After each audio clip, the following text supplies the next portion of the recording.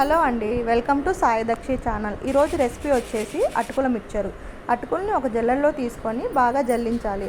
తర్వాత ఒక కడాయి తీసుకొని ఆ కడాయిలో అటుకులు వేసేసి సిమ్లో పెట్టి బాగా ఫ్రై చేసుకోండి. బాగా ఫ్రై అయిందని ఎలా తెలుస్తుందంటే ఇలా మనం నలిపితే క్రంచీగా అయిపోతుంది. అలా అయిపోయిన అటుకుల్ని తీసుకొని పక్కకు పెట్టేసుకోండి. అదే కడాయిలో కొద్దిగా ఆయిల్ వేసేసి దాంట్లో పల్లీలు, పుట్నాలు, పచ్చిమిర్చి, వెల్లుల్లి, కాజు, కిస్మిస్, కరివేపాకు, సన్నగా కట్ చేసుకున్న కొబ్బరి ముక్కలు అన్నీ వేసేసి బాగా ఫ్రై చేసుకోండి. ఎలా అంటే క్రంచీగా అయిపోవాలి. ఇవి కూడా అన్నీ మనకు తెలుస్తుంది కదా, బాగా ఫ్రై అవుతే.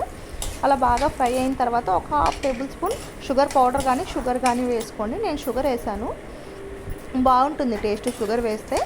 తర్వాత దాంట్లో కొంచెం పసుపు, టేస్ట్కి సరిపడా సాల్ట్ వేసేసి ఒక 2 సెకండ్స్ ఫ్రై చేసేసి స్టవ్ ఆపేయండి.